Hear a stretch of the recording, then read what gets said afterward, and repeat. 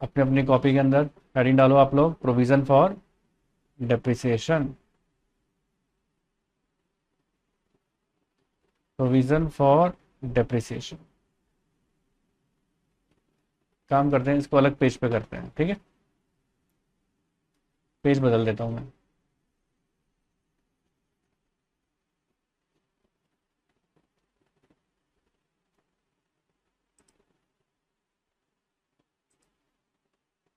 Provision for depreciation, ठीक है, heading डाल दिया। अब देखो, दो तरीके से क्वेश्चन होता है। क्वेश्चन जो आपको दे रखा होता है ना एग्जाम के अंदर, वो हो सकता है आपको दो तरीके से सॉल्व करने को बोले। व्हेन प्रोविजन फॉर डेप्रिसिएशन, तो पहला तरीका तो क्या है कि प्रोविजन फॉर डेप्रिसिएशन मेंटेन। पहले तो देखो समझना इसको, मैं समझाना क्या चाहता हूँ। और दूसरा तरीका क्या होता है, when provision for depreciation not maintain. Provision for depreciation, ठीक है। दूसरा क्या तरीका है, provision for depreciation not maintain. तो देखो अभी तक जो अपन ने क्वेश्चन किए ना वो ये वाले किए थे, provision for depreciation not maintain. अब मैं आपको क्या करवाने जा रहा हूँ, प्रोविजन फॉर डेप्रिसिएशन मेंटेन। अब प्रोविजन फॉर डेप्रिसिएशन मेंटेन में अपन क्या काम करते हैं, जो डेप्रिसिएशन लगाते हो ना आप मशीन अकाउंट में, वो मशीन अकाउंट में ना लगा के अलग से प्रोविजन फॉर डेप्रिसिएशन में लगाएंगे। अब आप बोलोगे सर कैसे, बताता हूँ। एक ही क्वेश्चन को आपको मैं करके दिखाऊंगा। पहले तो व्हेन प्रोविजन नॉट मेंटेन, फिर उसी के बगल में करके दिखाऊंगा व्हेन प्रोविजन मेंटेन, ठीक है। तो पहले हेडिंग डाल दो, व्हेन प्रोविजन नॉट मेंटेन। जब प्रोविजन मेंटेन नहीं होता तब मशीन अकाउंट कैसे बनाते हैं, when provision for depreciation not maintain. तो क्वेश्चन लिखो,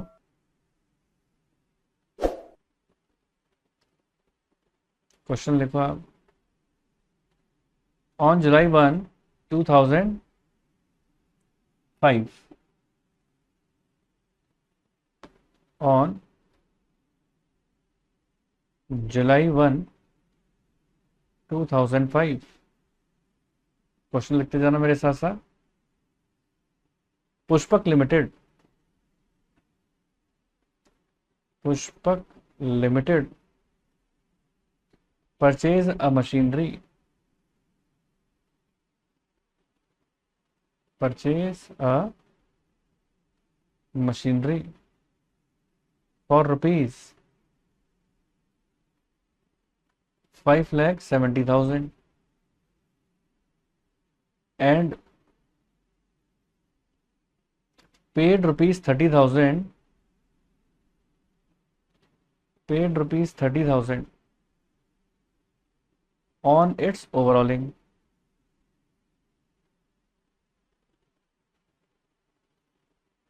on its overhauling and installation.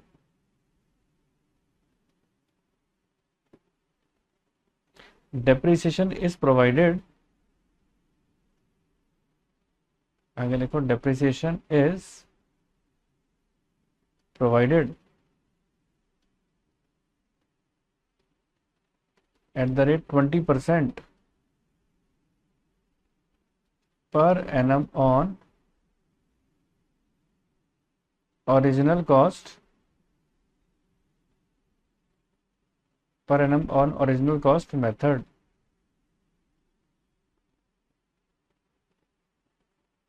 and the books are closed on 31st March every year, and the books are closed on 31st March every year, ठीक है। आगे लिखें, the machine was sold on 31st January 2008,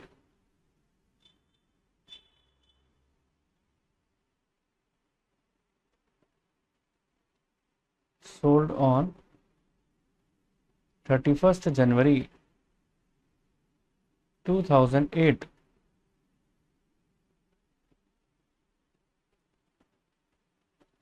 for a sum of rupees 1,60,000 for a sum of rupees 1,60,000। ठीक है, you are required to show machine account। दो cases के अंदर करा रहा हूं इसको मैं। केस नंबर पहला, case 1, when provision for depreciation not maintained। ठीक है, just a second.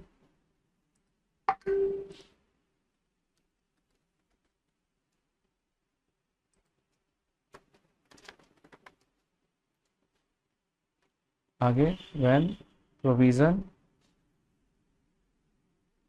for depreciation not maintained। और दूसरा क्या है, case number 2, when provision for depreciation account maintained।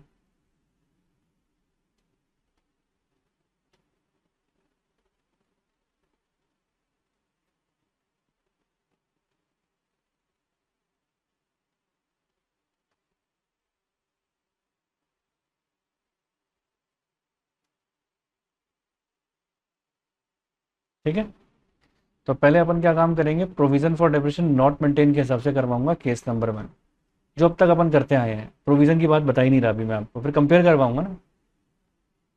ठीक है, अब आपको देखो क्या काम करना है। सबसे पहले बनाना है क्या, गिवन दैट इन्फॉर्मेशन लिखनी है। तो देखो मेरे साथ, जैसे मैं करता हूँ ना वैसे ही किया करो, गिवन दैट इन्फॉर्मेशन जरूर लिखा करो। आपने गिवन दैट इन्फॉर्मेशन लिखी, आपको क्या लिखना है, machine on 1 July 2005 machine purchase 5,70,000। तो यहां पर आप परचेज का कॉलम बना दो, यहाँ सेल का बना दो, 1 जुलाई 2005 कितने का परचेज कर लिया, 5,70,000 का, और 30,000 उसकी ओवरऑलिंग पे खर्च हुए। ठीक है, देखो हाईलाइट कर देता हूँ चाहो तो। 1 जुलाई पे किया था और 30,000 उसकी ओवरऑलिंग पे खर्च हुए। तो अपन ओवरऑलिंग इंस्टॉलेशन के जो खर्चा होता है वो जोड़ देते हैं साथ में। तो क्या मानते हैं, टोटल मिला के हमने, हमारी मशीन कितने की खर्च हुई है, मतलब कितने की खरीदी है हमने, 6 लाख की। ओके, अब आगे लिखा है, depreciation is provided 20% per annum on original cost method, यानी स्ट्रेट लाइन मेथड है ना, जिसके अंदर हम ओरिजिनल कॉस्ट के ऊपर ही डेप्रिसिएशन कैलकुलेट करते हैं। तो यहाँ लिख दो डेप्रिसिएशन, ताकि मुझे क्वेश्चन बार बार ना देखना पड़े। 20% on straight line method, original cost का मतलब यही होता है। आगे लिखो, and the books are close on 31st March every year. Year ending कब होता है हमारा, ईयर एंडिंग 31st मार्च पे, on 31st March. Okay, the machine was sold on 31st January 2008 for a sum of rupees 1,60,000। अब sold कब कर दिया अपन ने इसको, 31st जनवरी 2008 में जाके।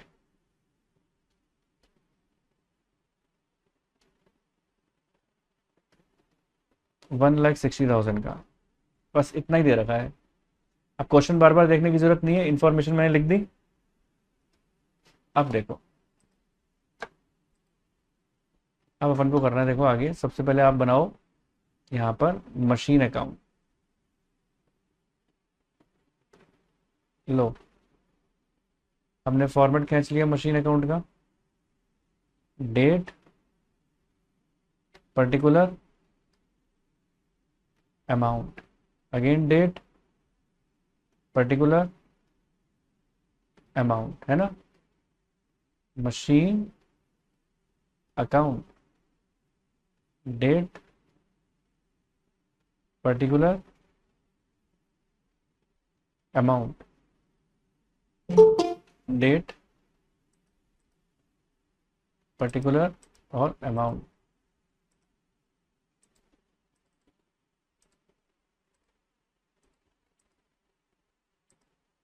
ठीक है यहाँ तक। चलो, पर्टिकुलर अमाउंट। अब देखो, सबसे पहले अपन ने क्या चीज पढ़ी थी कि यहाँ पर अपन ने 1 जुलाई 2005 को 30,000 की खरीद 6 लाख की खरीदी है। 2005 1 जुलाई टू बैंक अकाउंट कितने की खरीदी है अपन ने? 6 लाख की। यहाँ तक ठीक है बात अच्छी तरीके से। अब ईयर एंडिंग जो होगा वो देखो कब होगा, 31 मार्च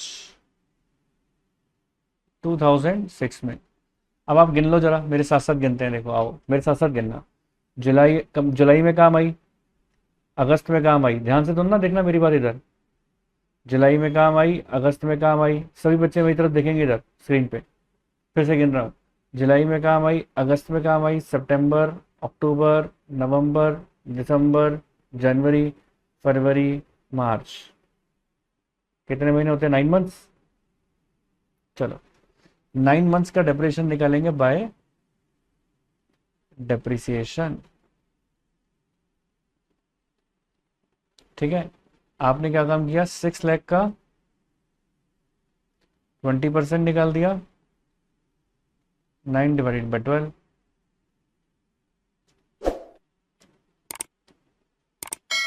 है ना।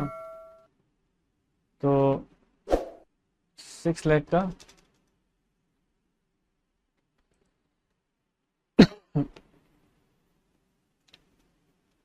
20 ÷ 100 इंटू 9 ÷ 12। ओ गलती कर दी, 6 लाख इंटू 20 ÷ 100 इंटू 9 ÷ 12, 90,000 आ गया। ये 90,000 रुपीज अपन यहाँ पर लिख देंगे। ओके, और अब आप यहाँ पर बाई बैलेंस सीडी करके बैलेंसिंग फिगर लिखेंगे। 6 लाख में से माइनस किए अपने 90,000, तो 5,10,000 आ गए। ये तो तब करते हो जब आपका provision for depreciation account maintain नहीं होता। ठीक है, अब आप देखो जिस भी पेज पर कर रहे हो ये वाला काम, अब अपने अगले पेज के ऊपर, क्योंकि देखो मैं तो यहाँ पर बीच में इंसर्ट कर दूंगा जगह, इंसर्ट तुम लोग नहीं कर पाओगे, है ना। इसलिए तुमको क्या काम करना है, अपने अगले पेज पर जाके हाथों हाथ हेडिंग डालनी है। When provision for depreciation account, provision for depreciation account is maintained,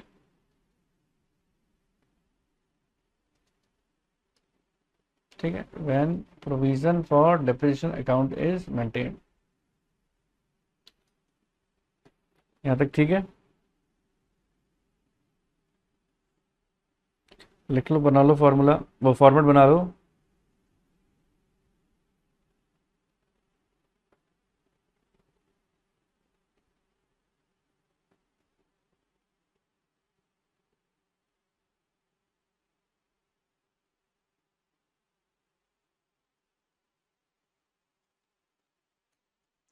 अब आगे आपको क्या करना है, यहाँ पर मशीन अकाउंट भी बनाना है। मशीन अकाउंट का फॉर्मेट बनाओ, यहाँ पर बताता हूँ कैसे करते हैं। यहाँ बनाओ, देखो date, particular amount, date, particular amount. तो ये क्या बन जाएगा, मशीन अकाउंट का फॉर्मेट, जब provision for depreciation account maintain होता है तब कैसे करते हैं? Date particular amount, again date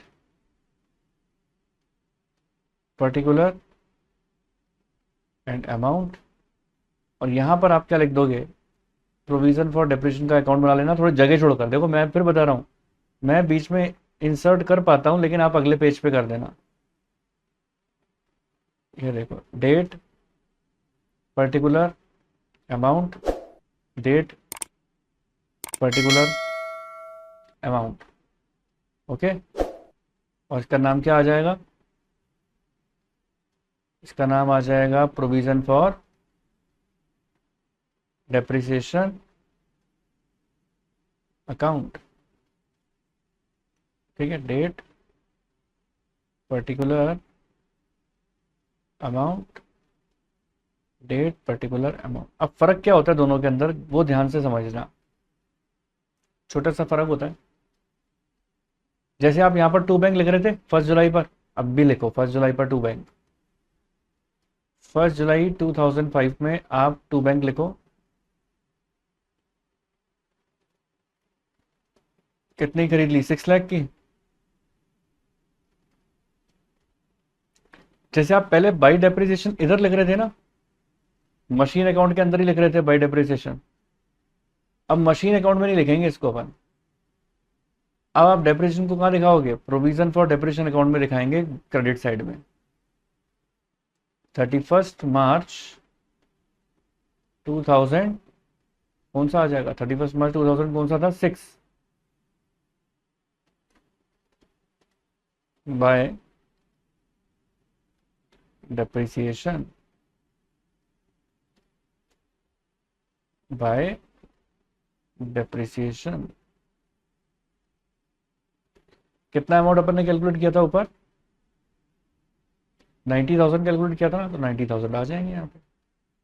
बस इतना सा ही फर्क होता है प्रोविजन फॉर डेप्रिसिएशन में और without maintaining provision for depreciation में। अब यहाँ पर तो बाई बैलेंस शीट आपकी 510 आई थी ना, यहाँ पर देखो बाई बैलेंस शीट कितनी आएगी? By balance CD 31 March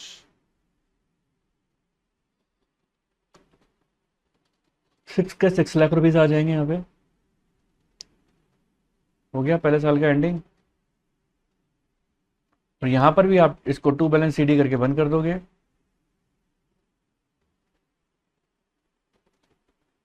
March 31 2006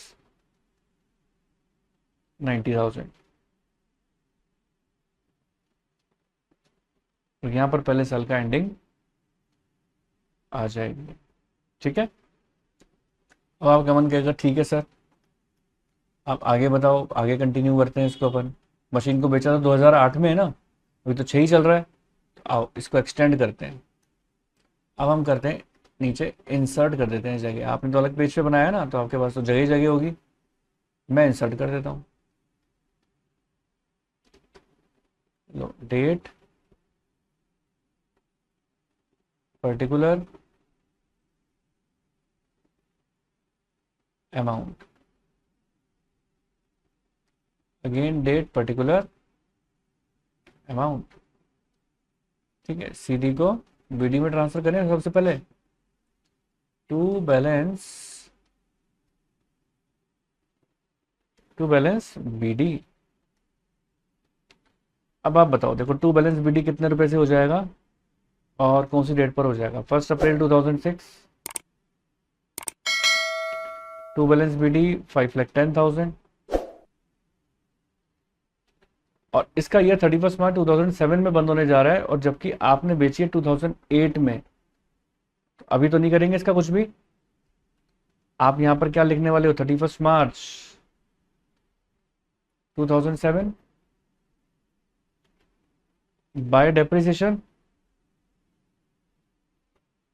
ये कौन सा केस है? जब प्रोविजन फॉर डेप्रिसिएशन मेंटेन नहीं होता तो डेप्रिसिएशन नहीं दिखाते हैं, बाय डेप्रिसिएशन। अब ओरिजिनल कॉस्ट मेथड था, तो आप ओरिजिनल कॉस्ट मेथड में 5,10,000 पे नहीं, WDV होगा तो 5,10,000 पे लगा लेंगे।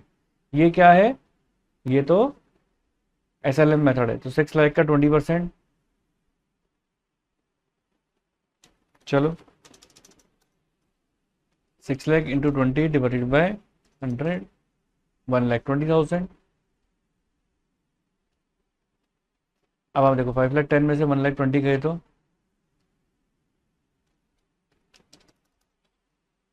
1,20,000 गए तो कितने आते हैं, 3,90,000।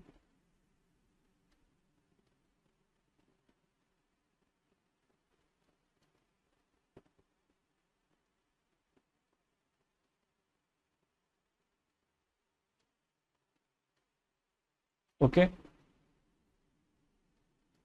अब provision for depreciation account maintain होता तो क्या करते हैं, सबसे पहले तो सीडी को बीडी में ट्रांसफर कर दो, स्पेस इंसर्ट करते हैं,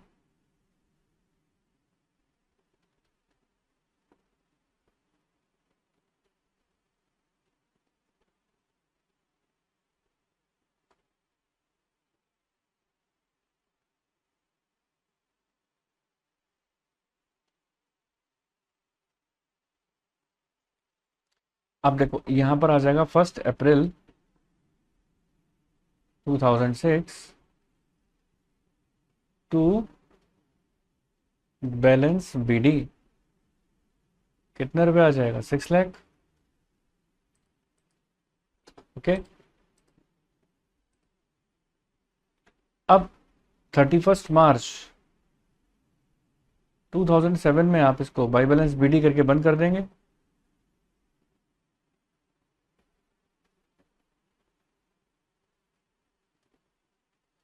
ठीक है,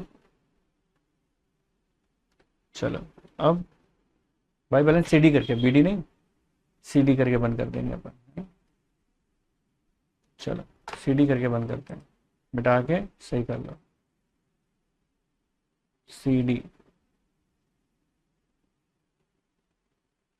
चलो हो गया।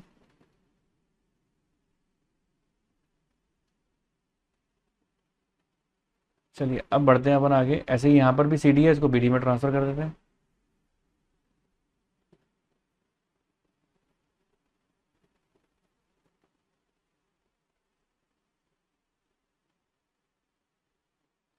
सीडी बीडी में चला गया 1 अप्रैल 2006 बाई बैलेंस बीडी 90,000। और देखो अब आपने पहले डेप्रिसिएशन मतलब सेकंड ईयर में आपने डेप्रिसिएशन कितना लिखा, 1,20,000 लिखा ना, अब आप फिर से बाई 1,20,000 लिखेंगे, बाय डेप्रिसिएशन 1,20,000। ठीक है ना,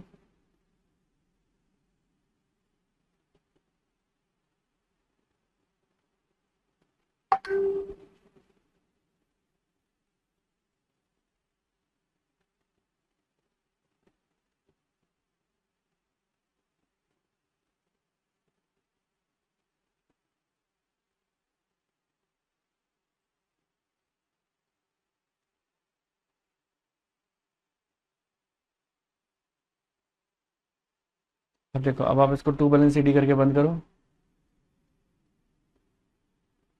इसका ईयर कब बंद होगा, अब देखो इसके अंदर क्या चीज आएगी आगे, बढ़ो अब आगे इसके अंदर देखो यहाँ डेप्रिसिएशन लिख दिया अपन ने, अब 1,20,000 और 90 को जोड़ देंगे और टू बैलेंस सीडी के अंदर जाके इसको बैलेंस सीडी बंद करेंगे, 90,000 प्लस 1,20,000, 2,10,000 है ना, 2,10,000। ओके, और यहां पर आपके पास आ जाएगा 31 मार्च 2007, यहां पर भी 31 मार्च 2007 में ही लगा डेप्रिसिएशन, है ना, और ये टोटल हो गया। अब आप खुद बताएं कि ये जो डेट थी सेल करने की, क्या ये सेल करने की डेट 31 जनवरी 2008 क्या इसके बीच में फॉल की है, नहीं की ना, ये तो बाद में ही आएगी ना, अभी फॉल नहीं की ना, तो बस फिर क्या आगे बढ़ते हैं। अब आपको फिर से अगला साल चालू करना है, ये आ जाएगी, ये देखो ये सी डी बी डी में ट्रांसफ़र हो जाएगा 1 अप्रैल 2007 टू बैलेंस बी डी 3,90,000, ठीक है, 3,90,000। और ऐसे ही यहाँ पर सी डी को बी डी में ट्रांसफ़र करो, पहले ये सी डी था, इस सी डी को बी डी में ट्रांसफ़र करेंगे, ये लो सही निकाला है ना अपन ने, ये सी डी बी डी में ट्रांसफ़र हुआ, ये सी डी आ गया, अब इस सी डी को बी डी में ट्रांसफ़र कर दो। देखो वहां पर तो था प्रोविजन फॉर डेप्रिसिएशन जब मेंटेन्ड होता है, यहाँ पर सॉरी नीचे है प्रोविजन फॉर डेप्रिसिएशन जब मेंटेन्ड होता है, और ऊपर क्या है, प्रोविजन फॉर डेप्रिसिएशन जब मेंटेन्ड नहीं होता। अब इसके अंदर देखो क्या चीज़ आती है, अब आएगी यहाँ पर आपका, इसको भी कर देते हैं ना सीडी, सारे सीडी बीडी में ट्रांसफ़र तो होंगे ही ना, तो ये हो जाएगा 1 अप्रैल 2007 बाई बैलेंस बीडी, कितना आ जाएगा 2,10,000। ओके, प्रोविजन फॉर डेप्रिसिएशन को भी सीडी को बीडी में ट्रांसफ़र कर दिया, यहाँ पर भी कर दो 1 अप्रैल 2007 टू बैलेंस बीडी 6 लाख, ठीक है। अब क्या करना है अपन को, अगर प्रोविजन फॉर डेप्रिसिएशन मेंटेन नहीं होता है तो अब आप बताओ ये ईयर आपका 31 मार्च 2008 में जाके बंद होगा ना।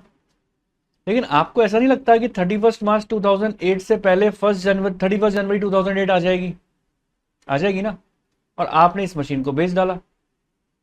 सोचो आप, ये ईयर 31 मार्च 2008 में जाके बंद हो रहा है, डेट गिन लो, लेकिन उससे पहले कौन सी डेट आ रही है, 31 जनवरी 2008। अब बेचा तो बाई बैंक करके लिखोगे, कितने में बेचा अपन ने उसको, 1,60,000 में। आओ दिखा देता हूं, दिखाई दे रहा है, 1,60,000 में बेचा है ना। अब क्या करेंगे इसके बाद, अब आप लगाओगे, देखो यहां से यहां तक का डेप्रिसिएशन पहले लिख दो, यहां पे 1,60,000 लिख देता हूं यहां पर। अब आप देखो जरा, खुद ब खुद सोचो ना, 1 अप्रैल 2007 में से लेकर 31 जनवरी 2008 तक कितने मंथ हो गए, अप्रैल, मई, जून, जुलाई, अगस्त, सितंबर, अक्टूबर, नवंबर, दिसंबर, जनवरी, कितने मंथ हो गए, 10 मंथ हुई गवा कि नहीं हुई गवा रे पुष्पा, हुई गवा है, हाँ चलो, तो 10 मंथ का डेप्रिसिएशन लगाएं, 31 जनवरी 2008, 10 मंथ तक तो काम में आई है ना, उसके बाद ही तो बेची है भाई डेप्रिसिएशन। अब ओरिजिनल कॉस्ट पे लगाएंगे, क्योंकि ये तो एसएलएम है, 6 लाख रुपए की ओरिजिनल कॉस्ट थी, तो 6 लाख रुपए पे लगाओ, 6 लाख इंटू 20/100 इंटू 10/12, लो कर लेते हैं,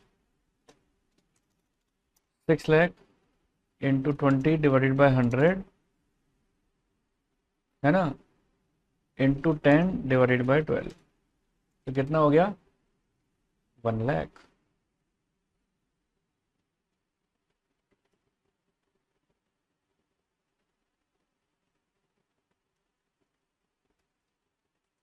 ठीक है जी, ठीक है सर। अब थोड़ी सी जगह इंसर्ट डाल दूं और कर दूं, लो इंसर्ट कर देते हैं थोड़ी सी स्पेस और, ताकि इसको तो ख़त्म करें इसकी कहानी तो।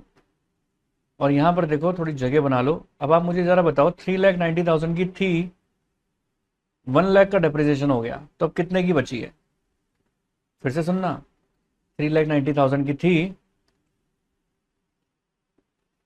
1 लाख का डेप्रिसिएशन हो गया, अब कितने की बची है? आप बोलोगे सर 2,90,000 की, 2,90,000 की बची है सर, यही बोलोगे ना। मैंने बोला आओ मिलके प्रार्थना करते हैं भगवान से, हे मेरे भगवान कम से कम मेरी मशीन को 2,90,000 की बिकवा देना। क्योंकि भगवान देखो, अगर आपने 2,90,000 से कम में बिकवाया तो मुझे नुकसान हो जाएगा। कम से कम 290 की तो बिकवाई देना, अगर उससे ज्यादा की बिकवाओ तो आपकी कृपा है ना। लेकिन कृष्ण भगवान को आप हमेशा बोलते हो, हमेशा एप्लीकेशन देते हैं, वो सुन थोड़ा लेते हैं हमेशा हमेशा हमारी बात। हम तो अच्छी अच्छी बातें बोलते हैं, लेकिन करते वो वही है जो हमारे लिए उचित होता है ना। तो भगवान ने कितने में बिकवाई? 1,60,000 रुपीज में। बताओ हंसोगे कि रोओगे? हाँ फिलहाल तो रोएंगे सर, 290 की चीज को कम में बिकवा दिया तो कितने रुपए का रोएंगे?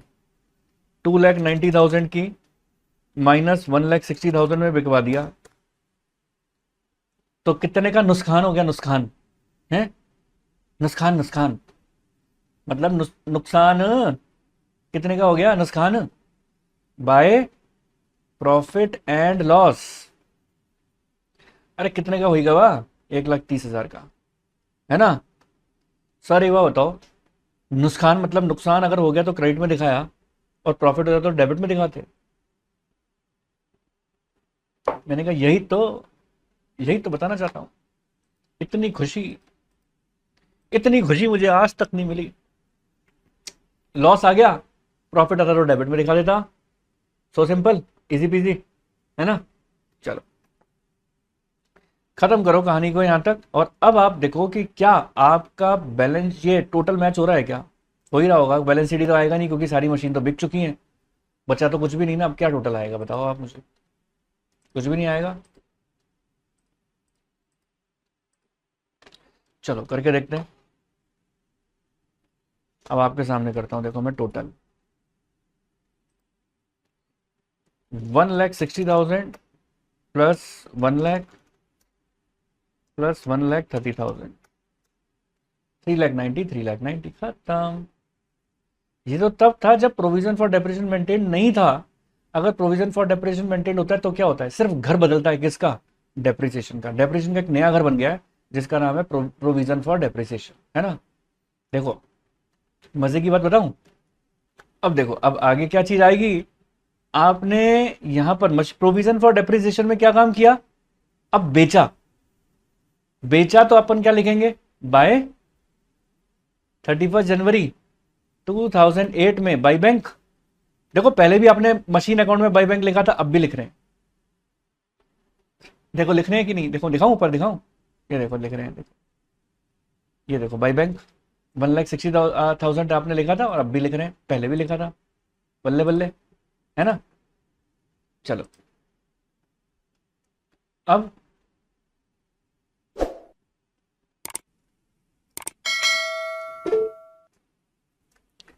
देखो, अब अपन को क्या काम करना है? यहां पर अपन ने बाई बैंक लिखा ना। अब बाई बैंक लिखने के बाद अब आप जानते हो कि प्रॉफिट और लॉस जो है ना वो भी यहीं आएगा। बाय प्रॉफिट एंड लॉस, कितने का आया प्रॉफिट एंड लॉस? 1,30,000 का, 1,30,000 का। ठीक है, यहां तक क्लियर है बात। और यहां पर अब आपको क्या काम करना है? अब ये देखो, अब सबसे पहले तो डेप्रिसिएशन लिखो। जिस मशीन को बेचा है उस पर डेप्रिसिएशन भी तो कैलकुलेट हुआ था, वो लिखो सबसे पहले तो। बाय डेप्रिसिएशन,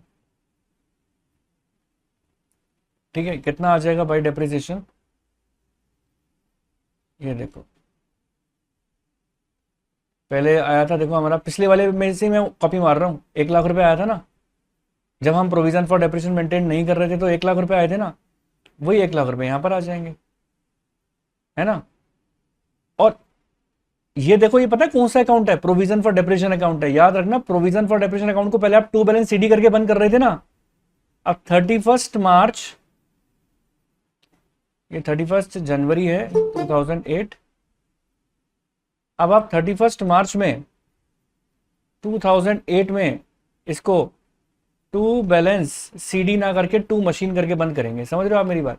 जब हम बेचते हैं ना किसी भी मशीन को, तो उसके ऊपर आज तक का जितना भी डेप्रिसिएशन होता है ना, उसको अपन 2 मशीन करके दिखाते हैं लास्ट ईयर के अंदर जब मशीन को बेचा। 2,10,000 प्लस 1,00,000 तो 3,10,000 हो गया। ठीक है, यहां तक बात, टोटल लगा लो, ये 3,10,000 बंद हो गया ये वाला अकाउंट। अब आप खुद सोचो, अगर आपने प्रोविजन फॉर डेप्रिसिएशन अकाउंट में 2 मशीन दिखाया है, तो मैं मशीन अकाउंट में बाई प्रोविजन फॉर डेप्रिसिएशन दिखाऊंगा, है ना? कितने रुपए दिखाऊंगा? 3,10,000। देखो मैच हो गया, ये देखो मैच हो गया। ये है प्रोविजन फॉर डेप्रिसिएशन अकाउंट। मैंने इसको आपको कंपेयर किया कि मशीन अकाउंट बनाते हैं तो हम ऐसे करते हैं, और अगर प्रोविजन फॉर डेप्रिसिएशन अकाउंट में अगर आप करते हो तो मशीन अकाउंट ऐसे बनेगा, प्रोविजन फॉर डेप्रिसिएशन ऐसे बनेगा। ठीक है, हालांकि उम्मीद करता हूं आपको सारी सबको बात समझ में आ गई होगी, और अगर आपको अभी भी समझ में नहीं आया तो ये वीडियो अपलोड हो जाएगा अभी ड्राइव के ऊपर, तो आप इसके वीडियो को फिर से देखो और फिर आपको बात समझ में आ जाएगी। ठीक है, तो उम्मीद करता हूं आप लोगों को मेरा वीडियो अच्छा लगा होगा, पसंद आया होगा। मेरा वीडियो अच्छा लगा, पसंद आया तो इसको लाइक कर देना, चैनल पे नहीं हो तो सब्सक्राइब कर देना, और अपने फ्रेंड सर्कल के साथ ज्यादा से ज्यादा शेयर कर देना। तो जल्द से जल्द मिलते हैं अपने नेक्स्ट वीडियो के साथ, तब तक के लिए ओके, टाटा, बाय बाय।